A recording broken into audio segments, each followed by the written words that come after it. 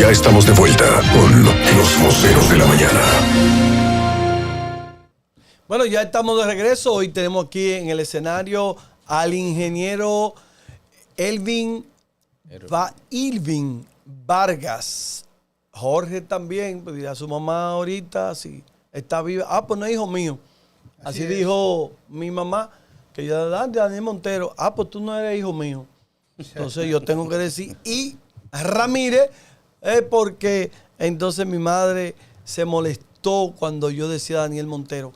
El ingeniero pasó por el CODIA, el ingeniero sabe, conoce de gestión de desastre, actualmente es consultor de la alcaldía de Santiago. Estamos hablando con una persona ducha y sin miedo. Primer programa que sale al aire de nombre, usted recordará, Selva de Cemento, de concreto, sí.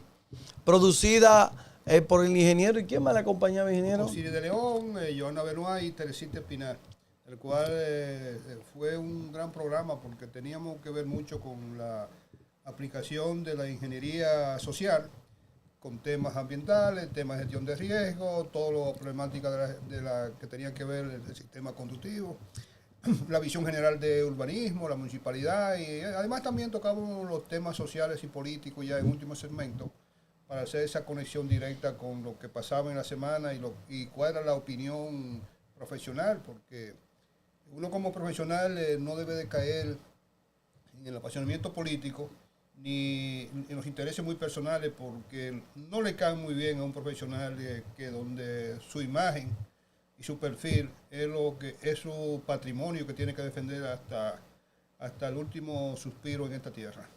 Así es. Ingeniero, vamos a entrar en materia inmediatamente. La República Dominicana amanece el martes 8 de este mes de abril con una tragedia en la emblemática y legendaria discoteca El Yesep. Ahora ha salido mucha información, usted está empapado de ella. ¿Qué usted como profesional, usted como ingeniero, qué pasó ahí? ¿O qué usted cree que pudo haber pasado ahí? Es la pregunta. Sí, precisamente es algo muy difícil, porque uno no estaba en el lugar de los hechos, pero la experiencia que uno tiene, a mí me ha tocado ser el único profesional en la República Dominicana que ha dirigido las 3 comisiones técnicas que investigaron los 3 últimos desastres en la República Dominicana, como fue la riada del Río Blanco en Jimaní en el 2003, el terremoto de Puerto Plata en 2004, y en el 2007 también fui el coordinador y presidente de la Comisión de Santiago que investigó el desastre de la presa de Tavera, tan recordada por un mal manejo.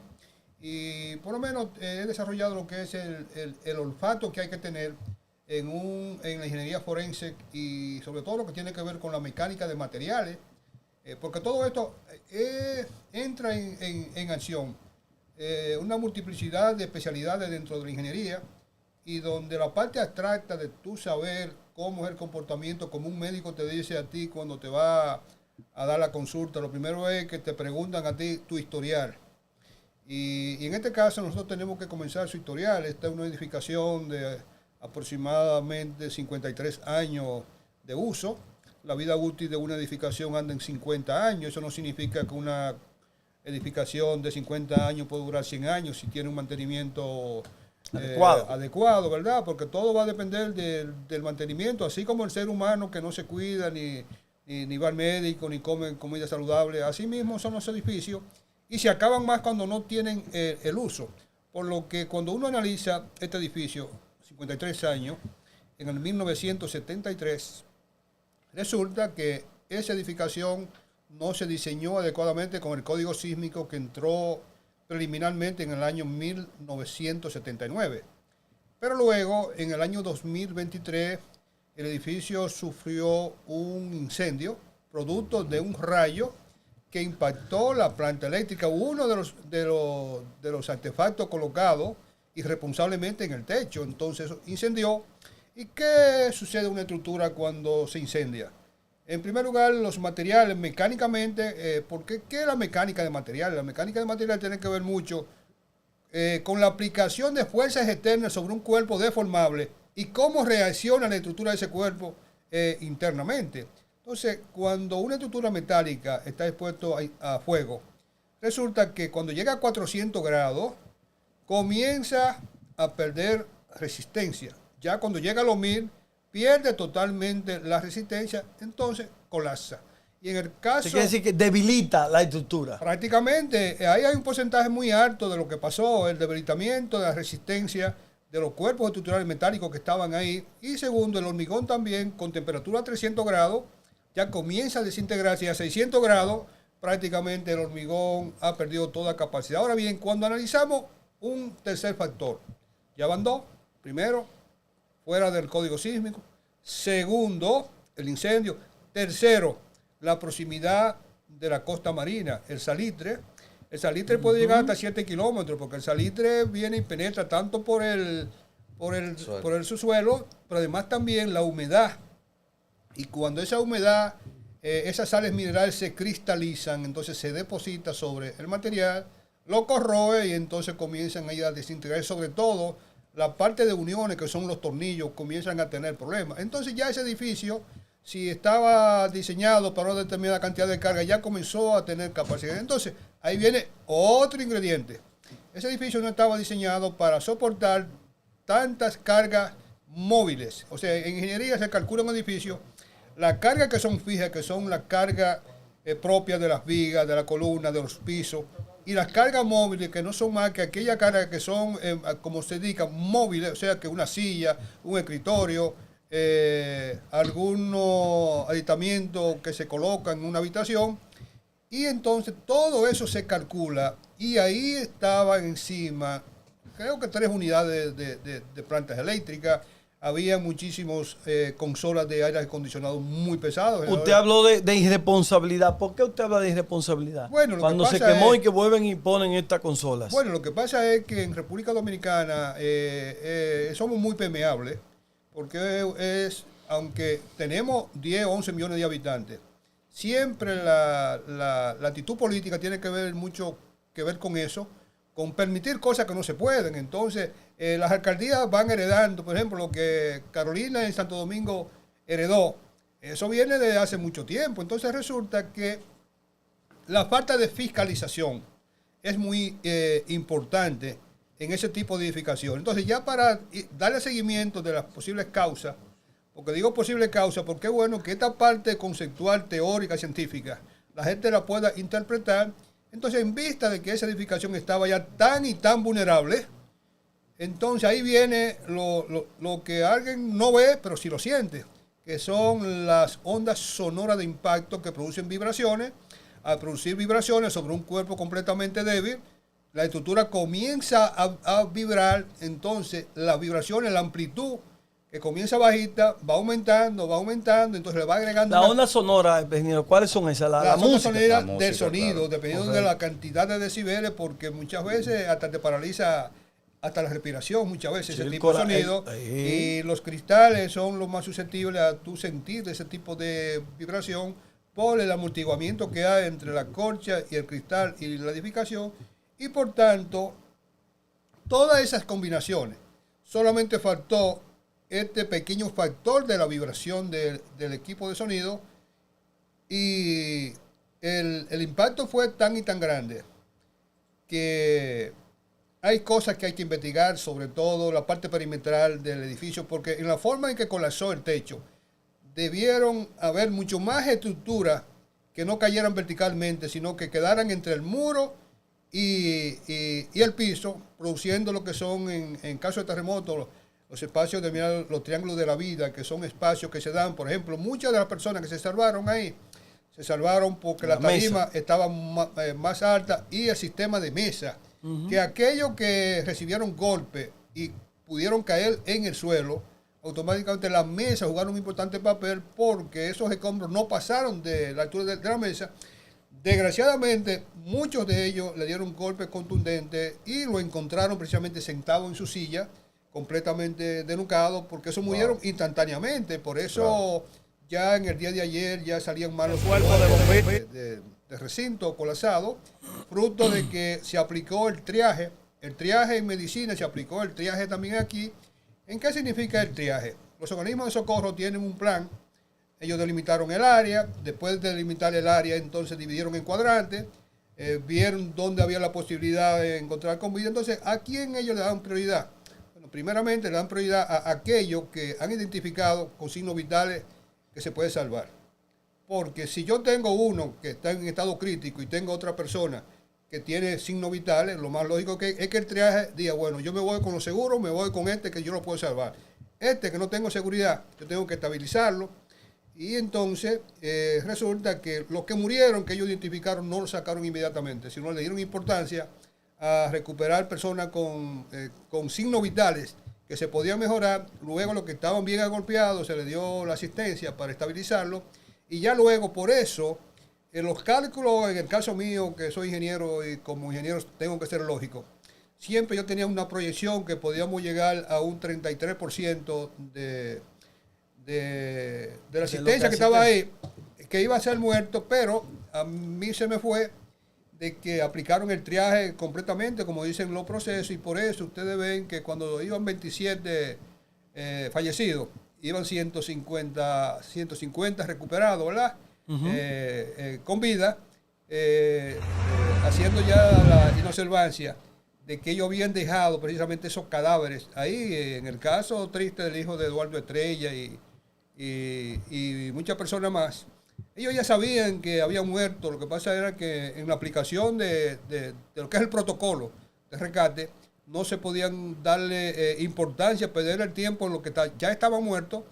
Sí se le dio prioridad a la gobernadora, porque tengo entendido de que, aunque eso no se dice, tengo entendido que hubo una orden presidencial de que donde ella estaba ubicada, que le dieron la importancia del lugar, y por eso ella fue la primera que se fue la primera que se declaró como muerta. Sí, yo tengo la observación de que en el caso de Rubí Pérez, que se sabía que estaba cerca de la tarima, y entiendo que debieron ser mucho más beligerantes, a menos que ellos hayan llegado al sitio donde estaba Rubí Pérez y que se habían dado cuenta de que en verdad había muerto. Entonces se le dio el tratamiento protocolar que se necesitaba, y entiendo que ahí están las verdaderas causas reales. Dio señales algunos minutos antes. El mismo Rubí Pérez estaba observando algo que se había caído y duró como 10 segundos observando hacia el lado derecho, viendo que algo se había caído. Y perdió tiempo ahí. Bueno, perdió tiempo. El problema es que muchas veces cuando uno no está preparado, por ejemplo, el que está preparado para gestión de riesgo, que ha hecho un tipo de ejercicio, y sobre todo casos muy particulares y muy diferentes a este, cuando tú en el cerebro tienes el conocimiento, tú muchas veces, el instinto ya y la preparación que tú tienes, tú actúas. Por eso yo vi un video ahí de una muchacha que cuando comenzó a caer una arenisca, inmediatamente salieron. Entonces fueron muy pocas las personas que porque no tienen la preparación, la mayoría de la gente, de lo que es la gestión de riesgo. Y aunque no iba a dar tiempo salir toda esa cantidad de personas, porque imagínate tú, yo le he hecho aproximadamente, estamos hablando de 400, 450 personas, caben 700, pero yo me quedé corto en cuanto a la víctima. Ahora mismo cerca del 60%. 55 al 60% del que estaba ahí murió, que es una cantidad, pero cuando uno ve las imágenes de los videos, ahí estaba muy cerca todo el mundo, o sea, estaba muy cerca y no respetando los espacios que hay que tener entre una mesa y otro, y eso fue también parte de la causa, el por qué la densidad de muerte fue demasiado alta, porque como uno lo vio, debieron de colapsar casi todo, pero como el techo era de alucín, pero aparte de eso también tenían 2 o 3 losas entre arenisca y corcha, el cual eso también asumió mucha humedad, porque el techo tenía informaciones que también tenía filtraciones. Y aquí tuvimos hace de 6 a 8 meses un temporal de mucha lluvia en todo el país, que eso también acumuló agua, le agregó peso. No, y en Santo Domingo lloviendo más que aquí todavía, en el Con Cibao. todos los factores que usted nos acaba de nombrar, el salitre, el tema del rayo, todo ese tipo de cosas, el peso, eso afectó. Eso es algo que quería comentarle. O sea, que eso desde el 2023 era una bomba de tiempo. Así es, y hay mucha gente ahora mismo aprovechando. Yo creo que este es un momento, yo entiendo, yo tengo un compromiso social como profesional. No tanto como el presidente del CODIA, porque han pasado muchísimo el presidente del CODIA que ahora no están en los medios. Tienen medio de opinar, tienen medio de comprometerse su opinión. Y yo siempre digo que con la verdad y la ciencia, en este momento se necesitan personas que puedan bloquear aquellas malas informaciones, porque ahora todo el mundo es ingeniero, ahora todo el mundo dice que tenía información. un informe. No, eso es mentira. Y yo Pero creo, no lo denunciaron. yo creo que aquel que tenía informaciones y no lo hizo, Es peor. Un irresponsable. está incriminado. Es culpable también. Está incriminado. Ingeniero, los predios de la discoteca sufren con referente a este desplomamiento del techo, estructuralmente el residencial e inclusive la bomba que estaba aledaña sufrió o va a sufrir. No, yo entiendo que como era una edificación de un solo nivel y con un techo aligerado, yo estoy muy seguro que en el entorno hubo un microsismo de aproximadamente 2.5, 2.8, 2.7, que son sismos que se pueden percibir. Por ejemplo, con la experiencia del multicine que se cayó en Santiago. Yo vivo al lado del ayuntamiento, en Las Bromelias, y yo era miembro del núcleo de ingenieros civiles del CODIA, y yo recuerdo que en una actitud responsable nosotros investigamos antes de que se cayera, y yo particularmente redacté un informe de parte del núcleo para mandárselo al presidente del CODIA de ese entonces, y cuando fuimos a Obra Pública, al ayuntamiento, y yo bajo mi firma hice un documento donde decía sobre la peligrosidad y vulnerabilidad de esa edificación. El agua que pasa por ahí. Sí, entonces, ¿qué resulta? Que uno de los miembros del núcleo de ingenieros, con su puño, me borró la palabra vulnerabilidad y puso aparentemente. Oh. Entonces, resulta que cuando la edificación se cae, el primero que me llama es él. Y digo, ingeniero, ¿usted sabe lo que pasó? Yo sí, aparentemente. Entonces, yo sentí un sismo de como de 3.2, porque cuando eso colapsó, los edificios de Las Bromelias, que estamos bastante cerca, yo sentí un pequeño movimiento telúrico, una onda sísmica. Entonces, yo tengo entendido de que todo el entorno no va a sufrir ningún tipo de problema, más que los problemas ambientales del momento, del polvillo que pueda ocasionar, las demoliciones con los compresores, ese tipo de cosas, y también el shock que ocasiona en la mente del ser humano, de la peligrosidad, de que si eso le pasó a ese edificio, podían pasarle aquello. Entonces yo considero que hay que hacer un estudio en todo el entorno para devolverle lo que era más bien la tranquilidad espiritual, no la seguridad de las edificaciones, que hay que hacerla. Y quiero hacer un anuncio aquí. Antes de venir para acá, conversé con el alcalde de Santiago, Ulises Rodríguez, y todo me dijo que le preparara un protocolo, un documento para él anunciar al país que después de Semana Santa vamos a tener un gran encuentro para separar funciones. Hasta dónde llega la responsabilidad de ONESBI, hasta dónde llega la responsabilidad del MIBE, hasta dónde llega la responsabilidad del CODI, hasta dónde llega la responsabilidad que tiene que ver el cuerpo de bomberos, el ayuntamiento, y además de ahí, que de ahí salga un documento firmado en donde todas las edificaciones que tengan uso masivo de personas tienen que ser revisadas por lo menos una vez al año. ¿Qué significa eso? Que se va a tener que darle una licencia como una medida preventiva, porque los desastres no ocurren de la noche a la mañana. Yo le decía a Jaime Tomás antes de venir para acá que él tiene experiencia de discoteca, porque manejó bastante discoteca acá, que un pleito en una discoteca no se arma en segundos.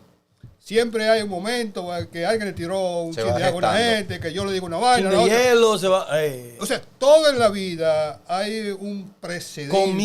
Comienza. Y en este caso, con esa actitud del alcalde de Santiago, de nosotros y demás también, preparar a la ciudad de Santiago ante la ocurrencia de un posible terremoto muy pronto, de 7.5, en donde hay un estudio que dice que más de 2.500 muertos pueden haber en Santiago, más de 10.000 edificaciones pueden sufrir, más de 100.000 heridos en Santiago. Entonces tenemos que preparar por esa actitud del alcalde de preservar vida, es importante, y además también la parte educativa de que la gente entienda y poder también corregir acciones a tiempo, porque las cosas con tiempo, por ejemplo... Y vamos a hacer, ingeniero, los simulacros. Sí, los simulacros. Hay que hacer los simulacros para que la gente... Esa es parte de la enseñanza. Así es, y lo voy a atajar ahí porque hay un refrán muy sabio que dice: cuando la barba de su vecino se está quemando, ponga la suya en remojo. Entonces yo sé que a partir de este lamentable hecho va a venir mucho mantenimiento de edificaciones, de discotecas, de lugares nocturnos que van a empezar a hacer su mantenimiento. O lugares nocturnos, sino donde haya mucha concentración de personas. Ingeniero, hay una partecita que yo, disculpen, no quiero que se me escape. Tenemos que buscar, y usted aquí, como he entendido, responsabilidades. Y yo quiero que usted aquí me hable de la responsabilidad que tiene el ayuntamiento, la responsabilidad que tiene Obras Públicas, la responsabilidad que tiene el CODIA, que son instituciones por las cuales cuando usted va a hacer una remodelación o usted va a trabajar algo, usted tiene que ir con unos planos y le dan lo que se llama no objeción. Sí. Entonces, vamos a ver cuando un muchacho delimíteme nace. eso. ¿Qué se hace cuando un muchacho nace? Primero es hacer un acta de nacimiento. Correcto. Se va a la parte de la registría civil para entonces, así mismo, cuando van a hacer una edificación, lo primero que se hacen es que se hacen los procedimientos. Lo primero es hacer un anteproyecto y pasar por el ayuntamiento para conseguir el uso de suelo. El planeamiento urbano. El uso de suelo, el planeamiento urbano, tiene que ver mucho para qué tú quieres ese edificio, cuántos niveles tienes, si se puede permitir ahí, los linderos yo te tengo que dejar, la cantidad de parqueo ya el nivel. Entonces, después de ahí, pues, se hacen todos los estudios, se presenta el proyecto, y entonces ahí se pasa, después de la no gestión del ayuntamiento, entonces ahí pasa al Ministerio de la Vivienda, que antes era Obras Públicas. Tan pronto ellos chequean todos los documentos técnicos, entonces ellos emiten un certificado.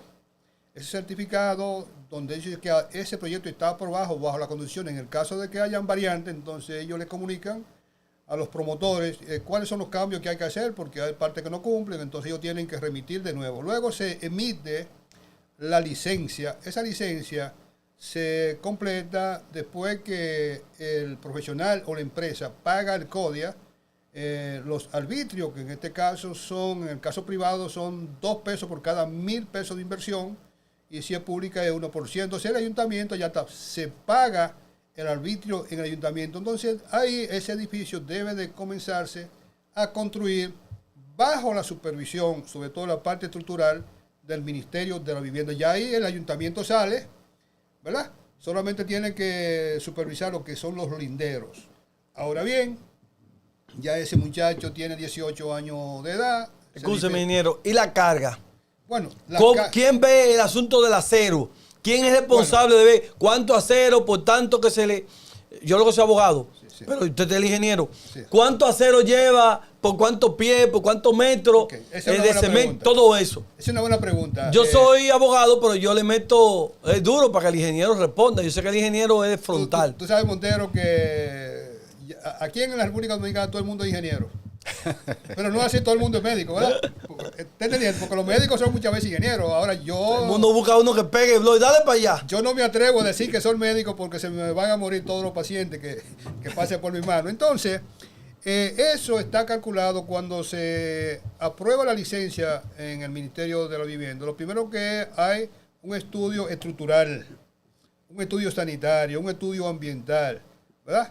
Que todo eso tiene que estar ahí. Entonces ahí el estructuralista, dependiendo del tipo de carga, del tipo de diseño, entonces te va a diseñar una estructura que cumpla con las normas de la República Dominicana. Es decir, si cumple con las normas de la República Dominicana, todo está bien. Ahora bien, una cosa es lo que se diseña y otra cosa es lo que se construye. Entonces ahí tiene que el MIBE, hasta que esa edificación no está terminada, tiene la responsabilidad de supervisar la parte estructural de la edificación. Wow, que vienen varios responsables. Sí, es una cadena responsable que viene. Claro, y otra cosa también. ¿Quiénes son los que están construyendo la República Dominicana? Los haitianos. Entonces, si tú no tienes un ingeniero residente... ¡Atención, país! Si tú no tienes un ingeniero residente responsable que esté ahí, que no salga de la obra, ¿verdad? Que las cosas se hagan como debe ser. Casi en los Guardianos muchas veces hay una pared de 10 líneas de blog. Ellos te ponen 5, le ponen una varillita y muchas veces no te amarran la otra y te llenan el último blog. Lo que significa que eso es una pared, pero no está trabajando como un hormigón por el cual fue diseñado, en el cual la varilla debe de tener un traslape bien amarrado de 30 centímetros y cada blog debe ser llenado donde está el hueco de la varilla. Entonces resulta... Y dice, estos sí me rinden, estos No, muchachos. y Los haitianos les rinden mucho por y eso. otra cosa también, que la calidad del hormigón. Por eso yo prefiero que sean hormigones industriales, el cual pueden fallar los hormigones industriales, porque, pero sí te dan la garantía de ser una resistencia homogénea.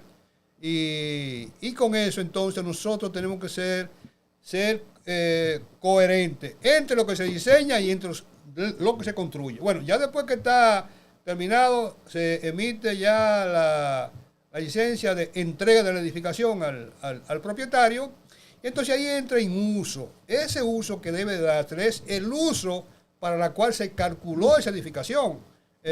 Porque ¿qué resulta? Yo te doy a ti un uso de suelo y resulta que después tú me cambias el uso de suelo. Entonces esa parte va a tener que salir en la mesa, en el seminario o en el gran acuerdo que se va a hacer en el ayuntamiento después de Semana Santa. Porque eso, ¿quién lo supervisa? O sea, ¿quién está detrás de que yo te autoricé a ti para oficina y tú me metiste en un supermercado? Correcto. O te autoricé 3 plantas y tú comenzaste por atrás a construir 4, 2 más, 4 o de 5. Así es. Ese es el asunto que se da aquí. Busca un maestro constructor, un par de haitianos, comienzan de por allá atrás. Cuando tú vienes a ver, ya está aquí adelante. Ahí viene entonces lo que usted decía, el amiguismo. Ahí Y viene. te permiten que un edificio de 3 plantas, Sí. ya tú tienes 5 construidas y viene la desgracia, la catástrofe. Pero en el caso de Después. Vuelta Larga, que tú conoces ese proyecto, que fue que lo hicimos nosotros en el 2010, 2011, tengo informaciones de que hubo un parroquiano ahí que construyó una 5ª planta. Y hay otro que lo está imitando ya. Y entonces, ¿quién se está metiendo con eso? O sea, entonces, cuando uno va muchas veces, la parte política comienza a gestionar los favores, y entonces resulta que ahí entonces las administraciones se descalifican cuando le permiten una cosa a uno y al otro no. Entonces, tengo la firmeza de que ahí hay que actuar con mano dura y sobre todo el CODIA. El CODIA, hay mucha gente que está muy equivocado, porque el CODIA no puede mandar a parar obras. El CODIA Cobra un impuesto, solamente tiene que meterse con el ejercicio profesional, de que esa obra esté dirigida por un profesional. El CODIA no puede cobrar ningún tipo de impuesto hasta tanto el Ministerio de Vivienda haya emitido la pre-licencia de construcción, por lo que muchas veces el CODIA cobra unos impuestos ahí, unos arbitrios irregularmente, porque es que eso no se puede. Entonces el CODIA tiene que, y además también el CODIA es asesor del Estado y guardián del interés público. Es decir, que el CODIA sí puede ver cuando hay una edificación que corre riesgo. Entonces el CODIA tiene que emitir una alerta para que los organismos correspondientes entonces puedan actuar, para que la gente pueda entender cuál es el alcance de cada institución. Ingeniero, con la pregunta que le va a hacer Francisco, también agréguele esta.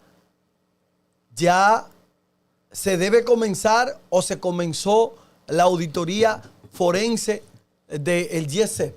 Bueno, espérense que Francisco le va a hacer otra pregunta. Eso vamos a responderlo después de la pausa. Así que no se muevan de ahí, que seguimos con el ingeniero para que nos quite esas tantas dudas que tenemos tanto nosotros como el pueblo dominicano con esta tragedia de la discoteca Jet Set. Vamos a una pausa y ya regresamos. Así comenta.